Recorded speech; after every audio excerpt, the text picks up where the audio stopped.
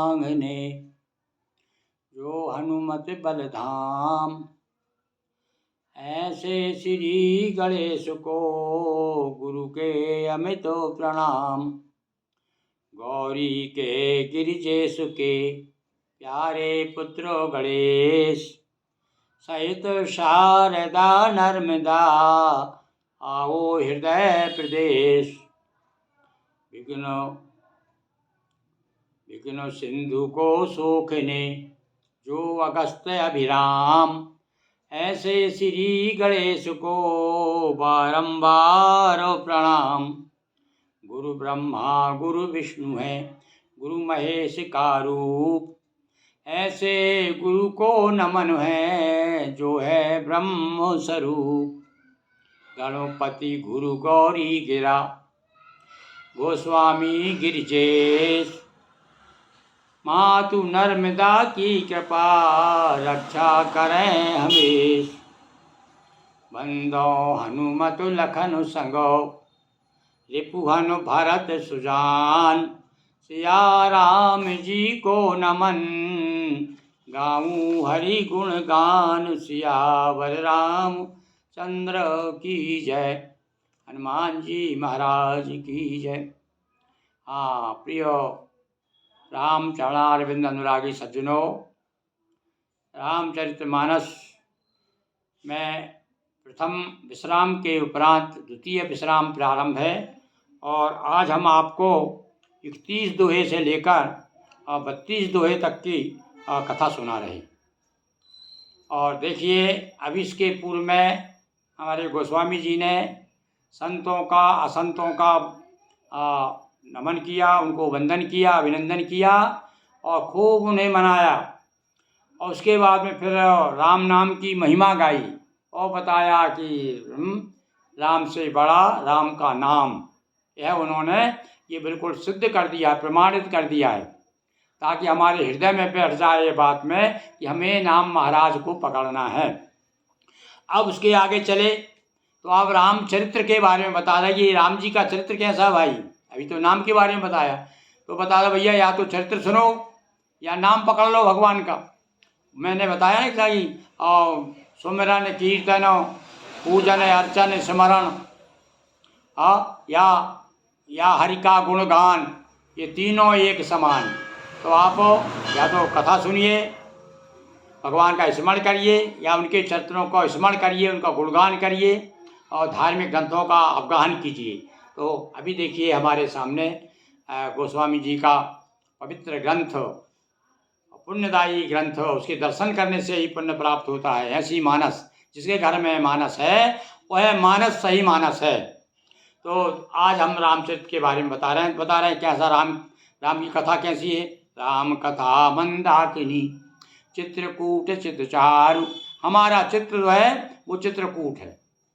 और कथा क्या है? कथा तो भैया बहती है गंगा की तरह, नर्मदा की तरह, सरयू की तरह। यहाँ मंदाकिनी बता दिया हो, आगे नर्मदा भी कहा, उन्होंने गंगा भी कहा है। कथा कैसी है सब वर्णन उन्होंने कुछ छोड़ा नहीं भैया, जहाँ जहाँ उनको ध्यान आया सबका वर्णन किया है। तो बताया ऊपर कि शिव प्रिय में कल शैल सुतासी।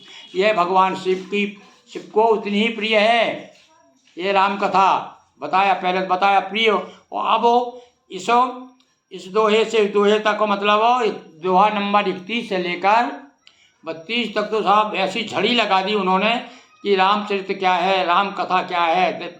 चिंतामणि है तो ये गाय है, तो ये सांपिनी है, तो ये भीम रोग को दूर करने वाली जो है, या ये अश्विनी कुमार हैं।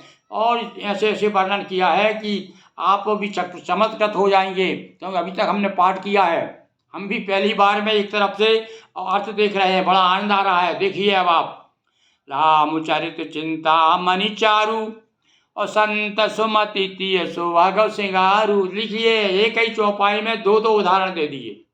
राम कथा कैसी है? बोले राम कथा संतों की जो बुद्धि है ना, बुद्धि होती स्त्रीलिंग, तो अब स्त्री को तो भैया सजाना पड़ता है, सुबह श्रृंगार करना पड़ता है, तो सब अच्छी लगती है। तो ये जो है संतों की बुद्धि रूपी स्त्री का सुबह श्रृंगार, अच्छा सुंदर श्रृंगार है। यानी कहने का अर्थ है कि संतों को तो इतनी प्रिय है जितना प्रिय श्रृंगार स्त्रियों को होता है। अब आप समझ गए होंगे, स्त्रियों को 24 घंटे बारे कारी बहन तूने कैसी चूड़ी पहनी है, तूने साड़ी कैसी पहनी है, चोटी कैसी की है, तो हमेशा एक ही चर्चा होती रहती है महिलाओं में। तो बड़ा प्रिय है, क्यों जो चीज़ प्रिय होती है ना उसके बार बार स्मरण होता है। तो देखो कहाँ कहाँ उदाहरण दिया उन्होंने, क्योंकि अब भैया गोस्वामी जी गृहस्थ आश्रम भी का भी सुख भोगा है उन्होंने, गृहस्थ भी रहे हैं, एक बच्चा भी हो गया था बताते हैं उनको, एक पुत्र भी प्राप्त हुआ था उन्हें। पर उसके बाद में ऐसा हुआ कि मैंने एक भजन में उस बात को कहा है कि रत्ना रत्ना बलि तिल मिला उठी और बोली पति से ललकार, राम की शरण में जाते हो जाता बेड़ा पार। और वो बेड़ा पार वाकई में हो गया। अब तो इसलिए उनको सब ज्ञान है कि स्त्रियां क्या पसंद करती हैं, तो क्या कहते हैं, ये संतों की बुद्धि रूपी जो स्त्री है उसके लिए श्रृंगार, स्त्री को श्रृंगार चाहिए। तो अब संतों का श्रृंगार क्या है, बुद्धि का श्रृंगार संतों की, बोले उसकी श्रृंगार जो है सुभग श्रृंगार, सुंदर सुंदर श्रृंगार जो है ये राम कथा है और रामचरित चिंतामणि। और ये चिंतामणि है, चिंतामणि क्या होती है, और चिंतामणि से जो मांगो आप वो प्राप्त होता है, सब चिंताओं को दूर करने वाली मणि होती है। तो ऐसी चिंतामणि भी है, राम जी का चित्त चिंतामणि के समान है, चारू वाले सुंदर सुंदर चिंतामणि है। जग मंगल गुण ग्राम राम के, दानी मुकुट धन धर्म धाम के। और रामचंद्र जी के जो गुण समूह है, गुण ग्राम यानी ग्राम, या ग्राम का मतलब गांव नहीं भाई, देखिए अब क्या अर्थ ले लिया यहाँ पर जब गुणग्राम कहेंगे तो ग्राम यानी गुणों का समूह है, और बहुत सारे गुण। तो ये सारे जो गुण का समूह जो है जगत कल्याण वाले, ये रामचंद्र जी के गुण समूह जगत का कल्याण करने वाले हैं। जग मंगल गुण ग्राम राम के जो गुण ग्राम हैं, गुणों के जो समूह है, राम जी के जो गुण हैं, वे गुण जो है संसार का मंगल करने वाले। कब होगा मंगल भाई, कहने से हो जाएगा क्या, नहीं, ये क्या वो देखो शुरू में बता दिया उन्होंने कि राम जी के चरित्र जो है, उनके जो गुण हैं, उनमें वो गुण आप जीवन में आ जाएंगे तो जग मंगल ही मंगल हो जाएगा। जग मंगल गुण ग्राम राम के गुण जग के मंगल करने वाले हैं। इसी प्रकार से दानी मुकुट धन धर्म धाम के, मुक्ति धन धर्म परम धाम सब देने वाले, सब कुछ मिलता है। क्या दिया ना, जैसे अभी ऊपर भी कहा ना कि नर्मदा की तरह है। और नर्मदा क्या देती है, बोले नर्मदा देती है सकल सिद्धि सुख संपत्ति राशि। यहाँ भी वही दान धर्म पुण्य सब कुछ देने वाली है। ये राम कथा जो है उससे मुक्ति भी देती है, मुक्ति धन धर्म भी देती है, यानी धर्म रास्ता धर्म। बाइयाँ गाती है ना, महिलाएं गाती हैं गाँव में कि धर्म पर मिट जाना कोई बड़ी बात नहीं है। मतलब ये देखिए धर्म के प्रति हमारा क्या भाव होना चाहिए। हमारे लोकगीतों में बताया गया है कि हमें धर्म पर चलना है। तो और आगे फिर देखो एक वाक्य देखिए आप, एक अर्धाली। सदगुरु ज्ञान विराग योग के, और ये सदगुरु भी हैं काय के लिए, योग जो ज्ञान वैराग्य होता है ना उनके लिए सदगुरु है ये राम कथा। यानी जिस प्रकार से सदगुरु जो है अपने शिष्यों का सब कहना चाहिए कि अगर दूर कर देता है, उनका ज्ञान हटा देता है, इसी प्रकार से ये राम कथा से ही आपको सद्ज्ञान और वैराग्य की और योग की प्राप्ति होगी। ये सदगुरु की तरह है राम कथा। और विबुध वैद्य भव भीम रोग के, विबुध वैद्यो यानी वैद्यो भैया, विबुध यानी देवता, वैद्य देवताओं के वैद्य कौन है, देवताओं के वैद्य अश्वनी कुमार। तो ये भाव भीम रोग के, भीम यानी भयंकर है, भीम का भयंकर भी होता है। तो ये भीम भयंकर रोग है, संसार रूपी जो भयंकर रोग है उसको, अब रोग का इलाज सबसे बड़े वैद्य संसार में कौन है, बोले धन्वंतरी है या फिर वो अपने अश्वनी कुमार है। तो ये संसार रूपी रोग को, भयंकर रोग को दूर करने के लिए अश्वनी कुमार की तरह है ये राम जी की कथा, राम जी का चरित्र। जानकी जनन सिय राम प्रेम के, और ये राम जी का प्रेम पैदा करने में जिस प्रकार से माता पिता कैसा प्रेम करते अपने बच्चों से। ऐसे ये राम कथा जो है माता पिता की तरह है, राम के प्रेम प्रकट करने के लिए। और बीज सकल व्रत धर्म नेम के, और जितने भी धर्म और व्रत है, नियम है, उन सबका मूल है ये बीज है। जैसे एक फल है, फल में बीज ना हो तो फल की क्या महत्व है? बिना बीज के फल हो सकता है क्या? कभी कभी पैदा हो सकता है क्या? तो ऐसे ही बीज है भाई, ये काय का बीज है? सारे संसार में जितने भी व्रत किए जाते हैं, हमारे धर्म में जितने भी व्रत हैं और जितने भी धर्म है, पुण्य है, जो कुछ है, उस सब का बीज है। और यदि बीज नहीं होगा तो फल कैसे मिलेगा? तो यदि आपको व्रत करना है, ये सब कुछ व्रत करना है, पुण्य करना है, धर्म करना है, नियम से चलना है, तो वो सब राम कथा से आपको मिलेगा। ये सब उसका बीज है, सब यहीं से निश्चित होता है, यहीं से निकलता है। इसी प्रकार से समन पाप संताप लोक के, इस लोक के हमारे जो मृत्यु लोक है, इसमें जितने भी पाप और संताप, आप देखिए, आप पैदा होते तो शुरू हो जाते संताप, बच्चा रोना शुरू कर देता है। किसी विद्वान ने बताया है कि मनुष्य और रोता हुआ पैदा होता है और शिकायत करते हुए जीता है और अंत में अशांत मर जाता है। तो ये स्थिति हमारी कम से कम मरते समय तो आदमी सुखी सुखी और भगवान में ही लो रहना चाहिए केवल। तो यदि सारी चाय गई चिंता घटी और मनुआ बेपरवाह है, और जाको जच कछु नहीं, जाको कछु नहीं चाहिए, अब वही सांसार। सब विद्वानों ने, हमारे महात्माओं ने, गुरुओं ने ऐसी ऐसी बातें बताई है, पर भैया हम अपने जीवन में क्या मुंह से कह देते हैं और इधर से भूल जाते हैं। अब देखिए तुलसीदास जी की मुझे एक और दोहा याद आ रहा है, कितना बढ़िया उन्होंने कहा है।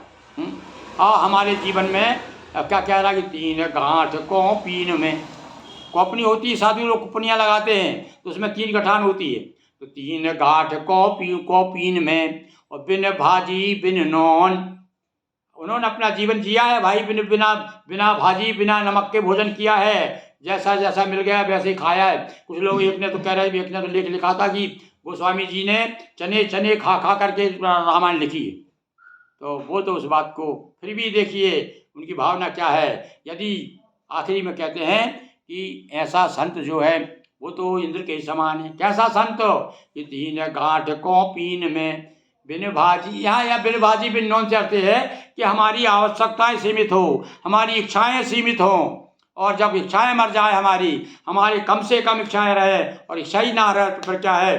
3 गांठ कौपीन में बिन भाजी बिन नॉन, और तुलसी मन संतोष तो अरिंद्र बाप रो कौन। इंद्र कहाँ लग रहा है फिर हमारे सामने? तो इस प्रकार से हमारे गोस्वामी जी बताते हैं भाई कि यदि आप कोई भी जितने भी पाप ताप संसार के हैं और जितना भी शोक है इस लोक का, उस सबको दूर करने के लिए प्रिय पालक परलोक लोक के, और इस लोक में नहीं, ये पालक की तरह हैं, जैसे पालक को रक्षा करता बच्चों की, इसी प्रकार से लोक और परलोक दोनों सुधारने वाली है राम कथा।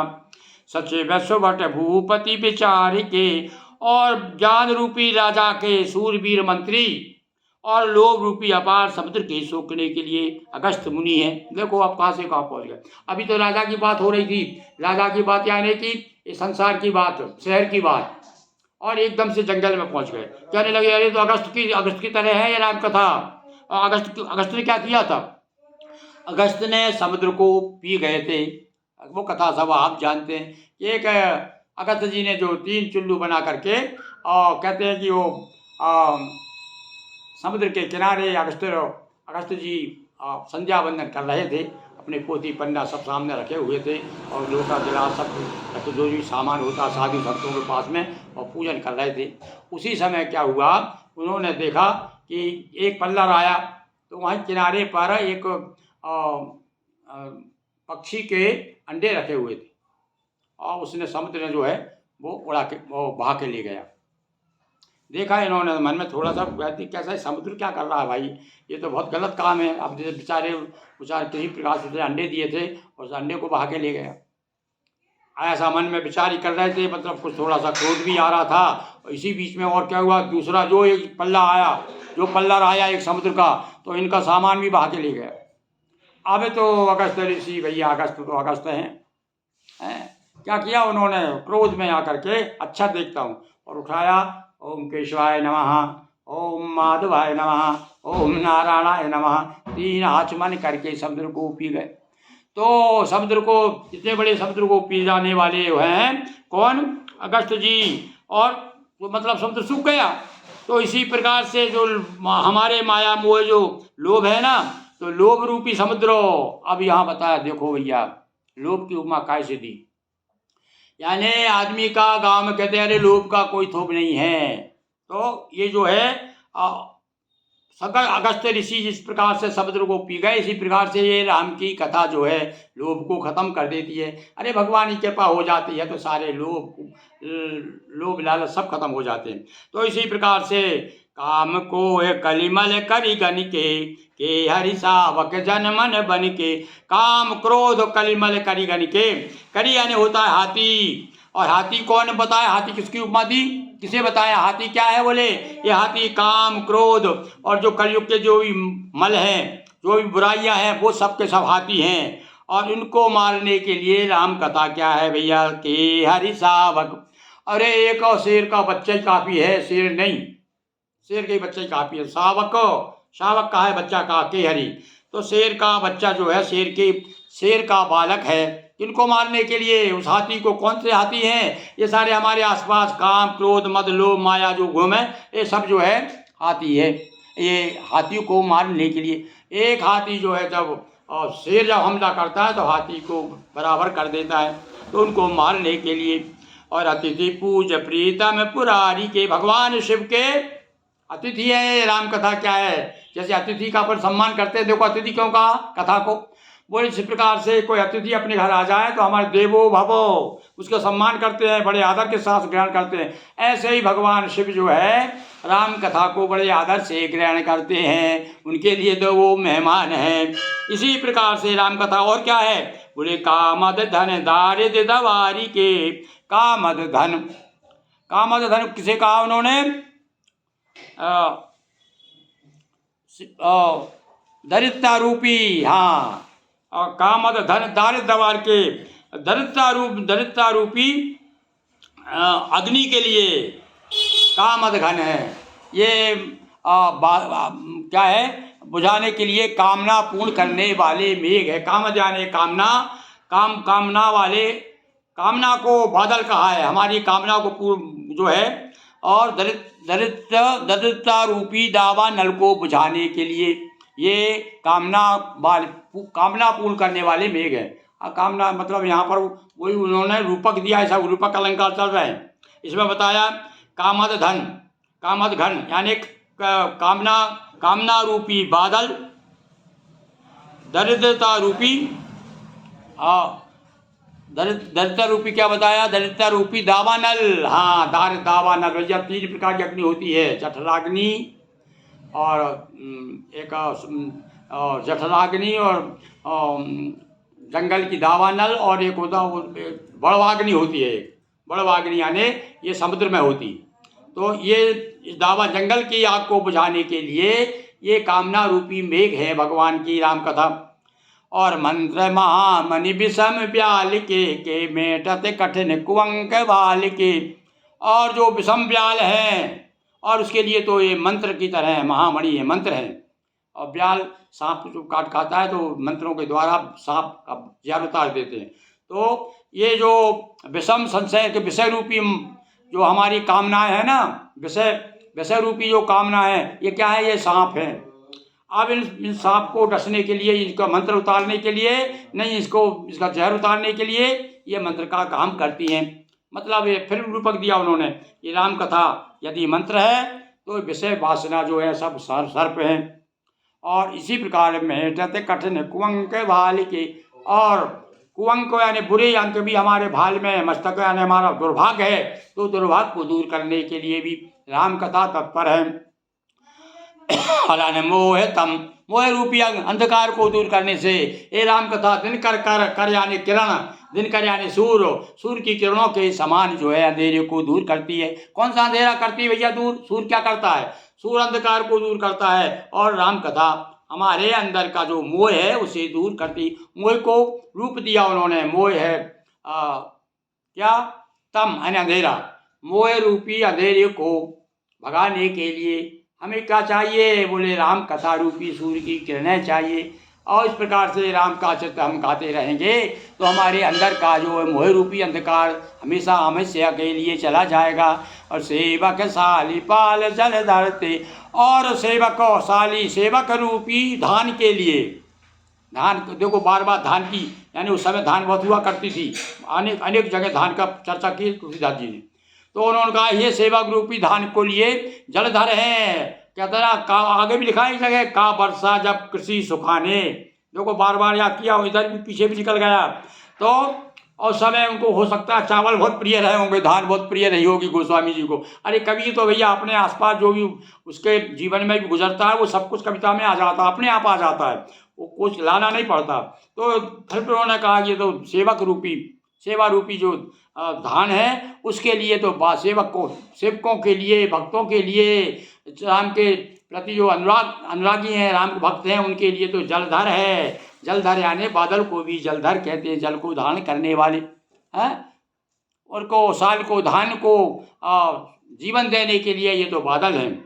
अभिमत दानी देव तरु बरसे, और मनोवांछित दानी देने लिए कल्प वृक्ष हैं देव तरु। अब देखिए कल्प वृक्ष का एक नाम रखा उन्होंने, देव तरु कहते हैं कल्प वृक्ष को। देवताओं का तो वृक्ष है ही वो, हम लोगों का हम तो नाम सुना है हमने कल्प वृक्ष, देवताओं को भैया स्वर्ग में है। तो ये मनोवांछित हमारी इच्छाओं को पूरा करने के लिए है, और हमारे सब वस्तुओं के देने के वो कल्प वृक्ष के नीचे आप चले जाइए तो जो चाहोगे सो मिलेगा। तो ये सभी इच्छित वांछित वस्तुओं को प्राप्त करने के लिए राम की कथा, राम का चित्र, देव तरु श्रेष्ठ वर्ष, देव तरु वो श्रेष्ठ कल्प वृक्ष, सेवत सुलभ सुखद हरिहर से, और जो है हरिहर के समान सुलभ सुख देने वाला है ये कथा। जैसे भगवान शिव देखो हरि के साथ में हर को भी याद करते हैं, हर के साथ हरि को याद करते हैं। यानी यहाँ भी बता दिया भैया, आगे जाकर आप भेद मत करना, हरिहर में शिव और उसमें भेद मत करना। वो चाहते तो अकबर कह सकते थे, ये कह सकते इस प्रकार से चौपाई को, सही बात है सुलभ सुखद रघुबर से, ऐसा भी कह सकते थे।